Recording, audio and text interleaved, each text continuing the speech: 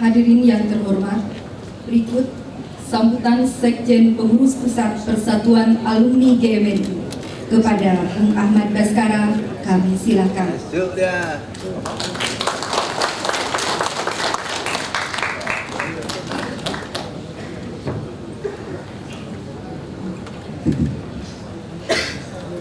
Assalamualaikum warahmatullahi wabarakatuh.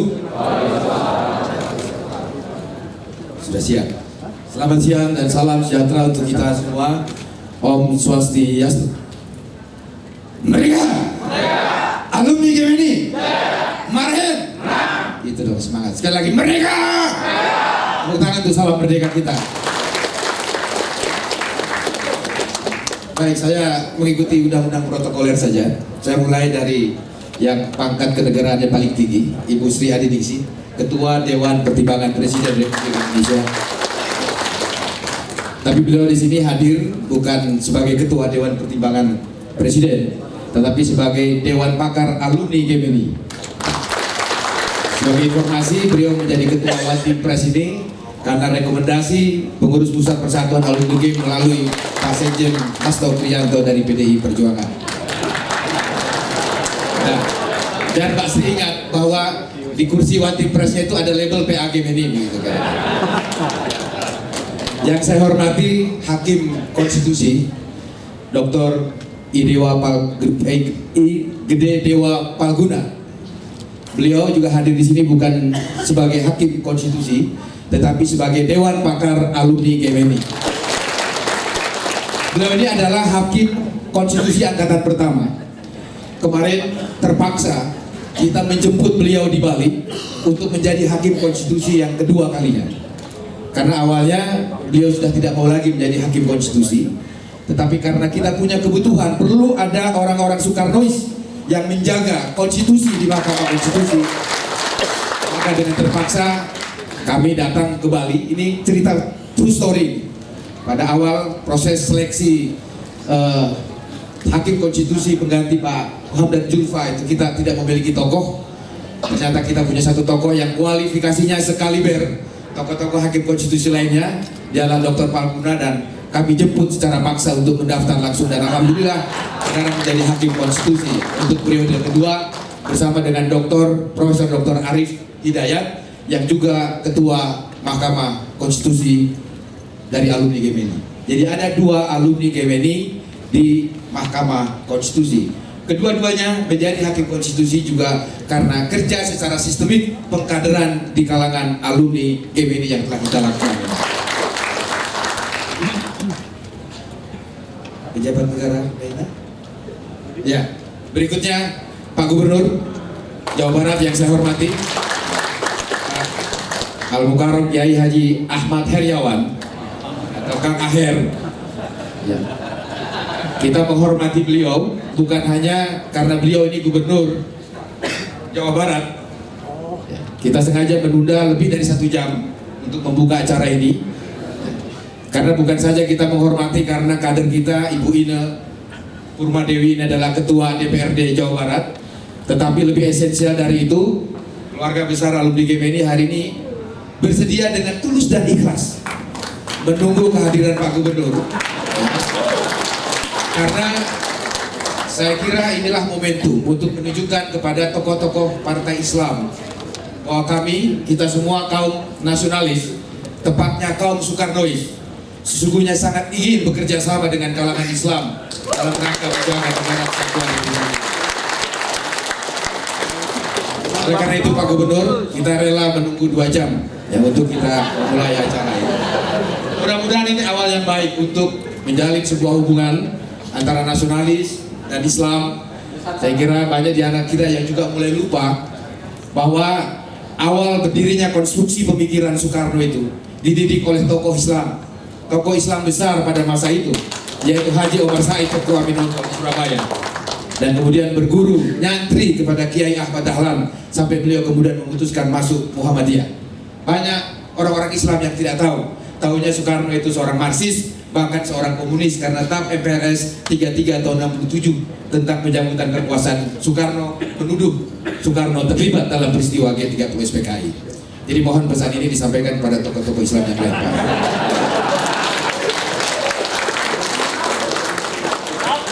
Ketua DPRD Jawa Barat, Ine Purwadewi. Saya kira Ine Purwadewi ini menjadi ketua DPRD termuda barangkali seluruh Indonesia di tingkat provinsi. Itu karena, mohon maaf kalau saya berbicara partai yang sempat saya bernaung, karena prinsip demokrasi terpimpin dan musyawarah mufakat itu telah diterapkan sehingga Ine menjadi ketua DPR. Kalau demokrasinya liberal, lihat saja banyak partai politik yang sekarang tercabik-cabik karena tidak melakukan demokrasi terpimpin. Tepuk tangan untuk Ine. Dan para anggota DPR yang hadir di sini ada Ibu Lisa Mariska, kemudian Wakil Bupati Bandung Barat, dan kepala daerah lain yang mungkin tidak saya sebutkan satu persatu yang hadir di ruangan ini. Berikutnya supaya saya tidak kualat, senior-senior yang hadir di sini banyak sekali. Antusias Mas Suko ini bukan karena beliau dulu dari ITB, bukan karena dari Jawa Barat, karena memang sepanjang saya menjadi kader Gemeni, beliau tidak pernah absen dalam mengikuti perjuangan para agung Gemeni. Mas Andi, kemudian Mas Pras, Mas Eros Jarot, yang saya kira saya ingat betul Mas Gemeni, beliau yang menciptakan pada waktu itu, dan para senior Kang Eka yang sekarang di Nasdem, gitu, katanya sudah mengundurkan diri.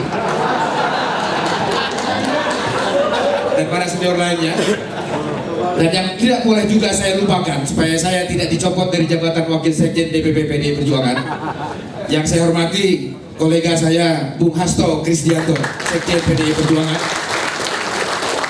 dan Dr. Andreas Hugo Barera, yang saya kira beliau berdua di sini bukan hadir sebagai Sekjen dan Ketua DPP PDI Perjuangan, tapi Bung Hasto ini juga adalah Dewan Pakar bersama Pak Andre ini. Pak Andre Ketua Pengurus Pusat, tapi Pak Hasto, Ibu Hasto ini Dewan Pakar Persatuan Alumni Gerakan Mahasiswa Nasional Indonesia.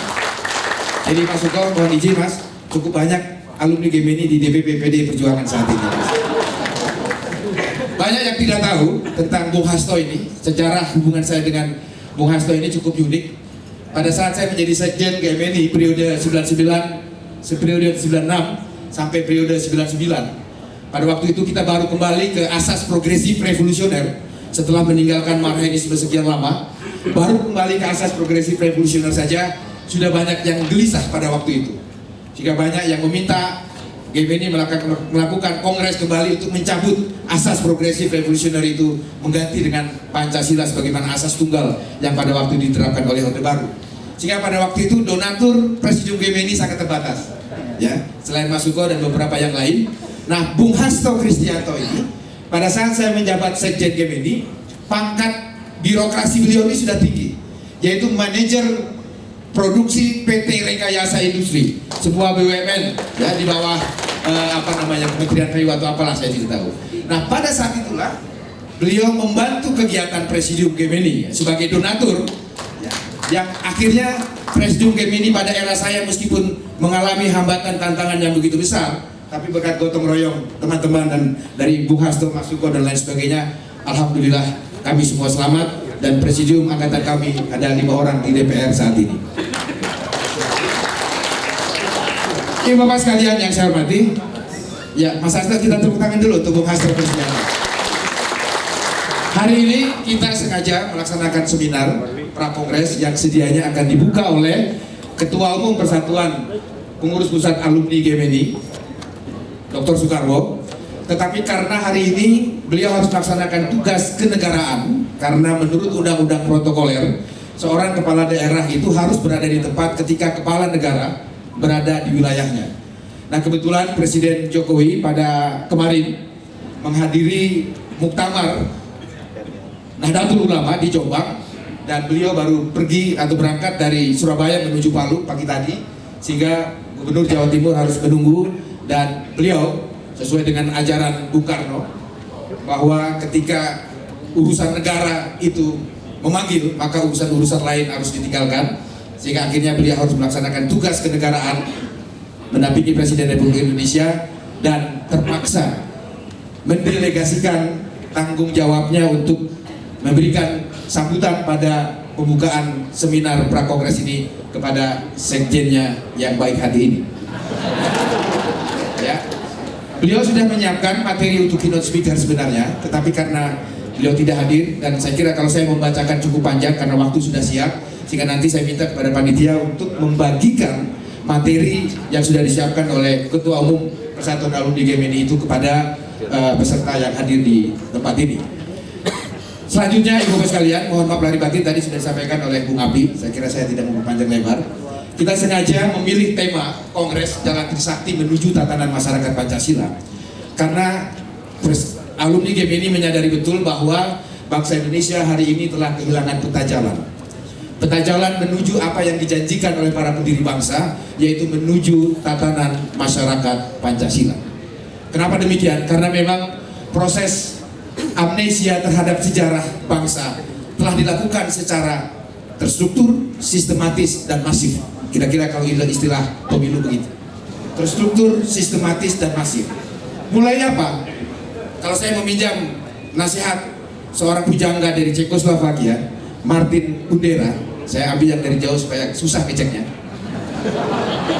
Dia mengatakan untuk menghapus sebuah bangsa dari peta politik, cukup menghapus memori kolektif bangsa itu, cukup menghapus nilai-nilai budaya bangsa itu, dan cukup menghapus ideologi bangsa itu. Maka tunggu gilirannya bangsa itu pasti akan hilang dari peta dunia. Saya kira meminjam nasihat Martin Kundera itu, kami merasa sangat sistematis sekali upaya untuk meminggirkan Pancasila sebagai dasar dan ideologi bangsa kita, sebagai filosofi Grundslag kita, sebagai the way of life bangsa kita, dan sebagai pemersatu bangsa kita. Proses distorsi dan manipulasi terhadap sejarah bangsa kita jelas sekali. Ketika Bung Karno dicabut kekuasaannya melalui TAP FRS nomor 33 tahun 67 dengan tuduhan yang sangat keji, yaitu terlibat dalam peristiwa G30 SPKI, dan tidak ada pernah proses peradilan sampai beliau meninggal dunia. Kemudian proses desoekarnoisasi berlangsung lebih jauh lagi dengan cara-cara, bahkan sampai membunuh Soekarno dengan cara-cara yang tidak berberi kemanusiaan terhadap seorang proklamator dan pendiri bangsa. Ketika ditahan di Wisma Yaso, beliau dilawat hanya oleh seorang dokter hewan. Bahkan untuk mempertegas posisi Soekarno dengan PKI, keinginan Bung Karno untuk dimakamkan di antara Ngarai dan gunung-gunung. Di antara Ngarai dan gunung-gunung ini, kalau saya tanya kepada Bu Mega dan Pak Guntur, itu kira-kira di daerah Bogor, di Batu Tulis yang pernah beliau membuat rumah di sana. Tetapi pemerintahan Orde Baru tidak ingin Bung Karno dimakamkan di Bogor karena dapat meningkatkan emosi massa dalam rangka memberikan dukungan terhadap ajaran-ajarannya. Maka untuk menjauhkan Bung Karno dari rakyatnya, dari masanya, dan mempertegas Bung Karno itu adalah PKI, Bung Karno kemudian dimakamkan di Blitar. Kenapa demikian? Karena Blitar itu adalah basis Partai Komunis Indonesia. Demikian kejinya. Sehingga oleh karena kemudian secara sistematis Pancasila mulai dikaburkan. Tidak ada lagi pengakuan bahwa Pancasila itu lahir pada tanggal 1 Juni. Nugroho Nuto Susanto tahun 71 mengatakan bahwa bukan Soekarno lah yang pertama kali menyampaikan pidato Pancasila, tetapi Muhammad Yamin. Beruntung ada bukunya A.B. Kusuma yang terbit tahun 2004 meneliti tentang risalah rapat-rapat BPU PKI. Ternyata dari risalah rapat-rapat BPU PKI itu tidak ditemukan adanya dokumen otentik yang membuktikan bahwa Profesor Yamin adalah penggagas pertama Pancasila sebagai dasar negara. Sehingga oleh karena itu, Ibu-Bapak sekalian, setelah dilupakan dari siapa penggalinya, kemudian selanjutnya dilupakan makna-makna falsafah yang terkandung di dalamnya. Tahap berikutnya kita mulai lupa sila-sila Pancasila. Tahap terakhir adalah meninggalkan Pancasila, mengganti dengan ideologi alternatif yang saat ini sudah bereksperimen di Indonesia, yaitu ideologi fundamentalisme pasar, kemudian di sebelah kanan ideologi fundamentalisme agama yang melahirkan beberapa radikalisme agama yang tengah terjadi di dalam masyarakat kita. Inilah tersesatnya jalan bangsa Indonesia karena peta politik menuju masyarakat Pancasila itu telah kita abaikan selama berpuluh-puluh tahun lamanya. Sehingga oleh karena itu alumni GMNI sebagai organisasi yang mengaku kaum intelektual Soekarnois merasa terpanggil untuk melakukan koreksi terhadap perjalanan sejarah yang telah salah jalan ini. Sehingga oleh karena itu Kongres sengaja mengambil tema Jalan Trisakti menuju tatanan masyarakat Pancasila. Kita ingin melakukan satu refleksi, kira-kira apa yang dimaksud oleh Bung Karno dengan Jalan Trisakti itu. Gambaran ideal masyarakat Pancasila 1 Juni dalam pidato Soekarno itu seperti apa. Sehingga oleh karena itu untuk mempertegas hal itu, napaktilas pelaksanaan Kongres ini juga kami lakukan sesuai dengan perjalanan Bung Karno. Seminar Kongres pertama kita lakukan di Surabaya, Mas Suko. Karena di Surabaya itulah Bung Karno lahir. Saya ulangi, Bung Karno lahir di Surabaya, bukan di Kota Blitar. Di Kota Surabaya memang lahirnya. Dan Bung Karno besar konstruksi pemikirannya, bertemu dengan Kiai Haji Omar Said Cokroaminoto, dengan Kiai Dahlan dan sebagainya. Pemikiran Islam beliau dibentuk di sana. Kemudian pemikiran Islam dia kembangkan di Bandung. Oleh karena itu seminar kedua ini kita laksanakan di Bandung. Karena Marhainisme dia lahirkan di sini pada tanggal 4 Juli tahun 1927 bersamaan dengan didirikannya Partai Nasionalis Indonesia pada waktu itu. Inilah peta jalan yang ingin kita ikuti, bukan hanya dalam konstruksi pemikiran, tetapi juga napak tilas dari perjalanan Bung Karno. Lahir di Surabaya, kita bikin seminar kongres pertama di Surabaya, kemudian seminar kedua ketika Bung Karno belajar di ITB melahirkan konsepsi-konsepsi politik termasuk menawarkan Marhainisme, kita buat di Bandung, dan nanti di Jakarta kongres tanggal 7 sampai 9 Agustus. Kenapa demikian? Karena Jakarta lah pusat kekuasaan politik. Di sana alumni Gemini yang akan melakukan kiprahnya lebih jauh lagi pasca kongres yang akan datang. Di Surabaya, Bandung, puncaknya adalah pergulatan politik demi bangsa di Indonesia, di Jakarta, ibu kota negara yang kita cintai. Nah, mudah-mudahan seminar ini saya kira semua sangat berkompeten. Pak Sri Adiningsih, kemudian Dr. Palguna, Dr. Andreas Parira, Mas Saska dan sebagainya, saya kira akan memberikan kontribusi yang sangat baik, dan kita berharap ini akan menjadi materi kongres, dan materi kongres ini kita harapkan akan melahirkan sebuah manifesto politik Kongres Persatuan Alumni Gemini yang akan menjadi rujukan bagi bangsa ini, bahwa ajaran-ajaran Bung Karno bukanlah sesuatu yang utopis, tetapi dia punya konsepsi-konsepsi yang dapat kita jabarkan, bahkan sampai hal-hal yang bersifat teknis pembangunan nasional.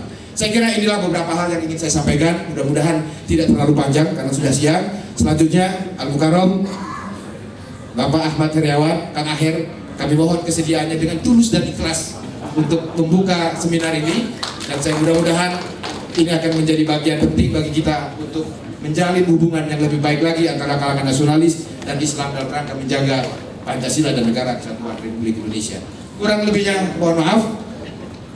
Wallahul muwaffiq illa aqwamit thoriq. Billahi taufiq wal hidayah. Wassalamualaikum warahmatullahi wabarakatuh.